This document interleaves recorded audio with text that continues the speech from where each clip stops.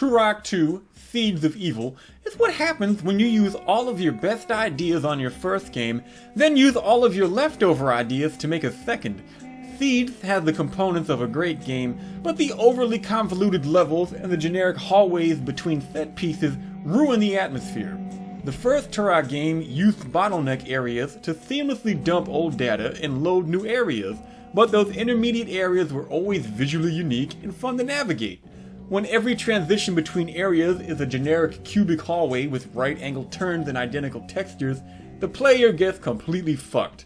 The intricate levels of Turok 2 encourage and reward exploration, which is important, since if you miss a single key or objective, you might as well uninstall the game, throw away your computer, burn down your house, and start life over as a transsexual prostitute with a heart of gold and buttocks of gonorrhea. In Turok 2 Seeds of Evil, you play as a chafed-nippled puka bead aficionado with a girlfriend so pale and baby-faced, she resembles a highly evolved sperm with bionic shoulders. This butter-faced corridor of meat serves three purposes. First, to provide backstory for each level the player enters, which includes a rotting city intertwined with a literal river of piss, a hole in the ground full of retards, mud, a spaceship, a beehive, and my secret basement. Adon's second purpose is to refill your health and ammo at checkpoints, the number of which has been increased. And third, to remind me of that one autistic girl I fingered back in the 8th grade, which I regret since my fingers stunk like peanut butter for weeks afterwards.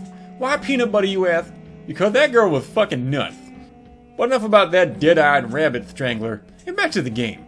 As in most Turok games, the player's arsenal is completely ridiculous, and most weapons reduce enemies into the sort of steaming piles of giblets and gravy you don't usually see outside of a German airport. You get a shotgun that shoots ricocheting explosive shells, a shotgun that cuts bitches in half like peanut butter sandwiches, and a weapon so slutty it gives even the ugliest of foes explosive head. Unfortunately, improved weapons don't replace their underpowered counterparts. So like a pervert with high standards using a fecal-philiac version of Tinder, expect to spend a lot of time scrolling past shit you aren't interested in. Like Turok Dinosaur Hunter, Turok 2 Seeds of Evil includes an optional super weapon that the player can assemble one piece at a time as they play the game. But this time around, after going through all the trouble of unlocking and clearing miniature gauntlets of super tough enemies, the player receives the nuke, which has no effect on the final bosses and is too powerful to waste on regular enemies. In the first game, you could only hit the final boss with the Chronoceptor once, but it wasn't a big deal since fighting the pieces of the Chronoceptor was genuinely fun. Assembling the nuke is not fun. I'd rather assemble a wind chime with my dick during a hurricane.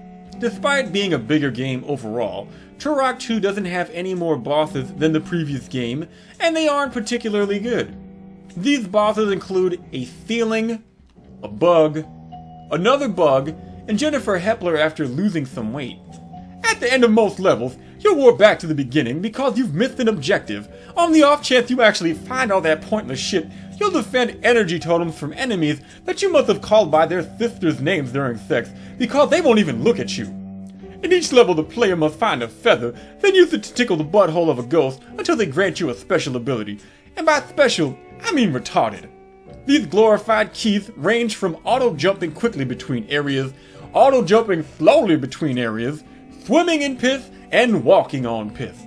Luckily, the addition of ledge grabbing greatly improves the player's maneuverability and makes navigating the instant death pools more forgiving. In terms of multiplayer, Turok 2 is a hard sell.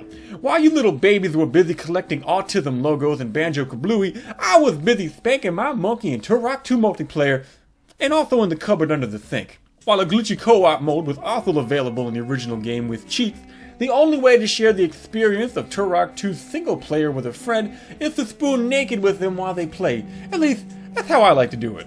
The hundreds of hours I spent playing Turok 2 multiplayer on the Nintendo 64 ingrained in me an appreciation of slower-paced, thoughtful matches.